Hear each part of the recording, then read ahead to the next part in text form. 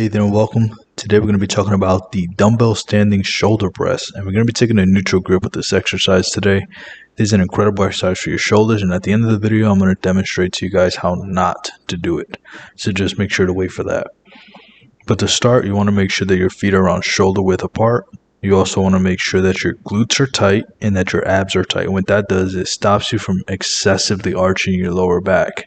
And it'll also make it so that you don't end up like leaning backwards even without necessarily arching your lower back that much. And then what you want to do is you want to make sure that you're pressing down to the chin, or that you bring it down to the chin, that you press overhead, and you really want to be thinking about bringing your biceps by your ears, and also make sure that you keep your elbows as tucked in as you can comfortably do. Now, other than that, before we get into more tips, here's a word from today's video sponsor. I'm today's video sponsor, and if you'd like help losing fat or gaining muscle, there are a few ways I can help you down below. Either set up a free consultation with us, purchase through one of our free affiliate links, or purchase one of our instant access affordable training programs. Can't wait to be of service to you.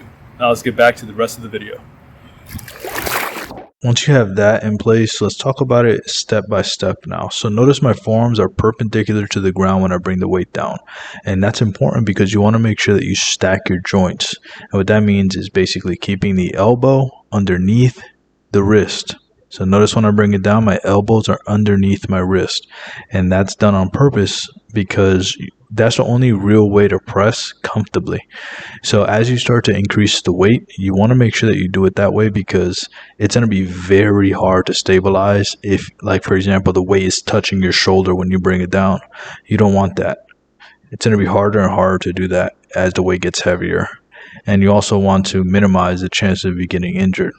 So the less movement in reference to the forearm, the better you'll be. With that said, also, you want to make sure that you're doing it in a slow and controlled fashion. You don't want to use a lot of momentum to do this exercise, because if you do, you're going to start incorporating different muscles that have nothing to do with your shoulder. So if you're training your shoulder, just train your shoulder. Don't do anything else. Lower the weight if you find that you're using a lot of momentum to move the weight.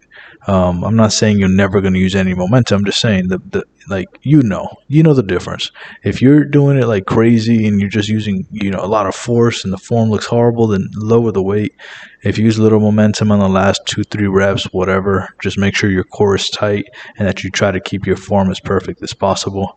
But just know that if you're going to push yourself, your form's never going to be 100% perfect. That's just not realistic. But just make sure that you at least know how to do it correctly. That way you can minimize your chances of injury, increase your chances of success with building muscle. So here's some mistakes. You don't want to do half reps. Like I said, you want to go all the way down and all the way up. Don't do half reps at the top or the bottom. Also, you don't want to be pressing forward. You want to be pressing directly overhead. You also don't want to do like a push and press. Not that the exercise is bad, but for this case, we want to make sure that we're doing it as strict as possible. Also, we don't want you leaning back like this and excessively arching your lower back. Also, keep your chin tucked. You do not want to be looking up when you're doing this exercise. And then lastly, you want to make sure that you keep your elbows tucked in and do not allow them to flare out.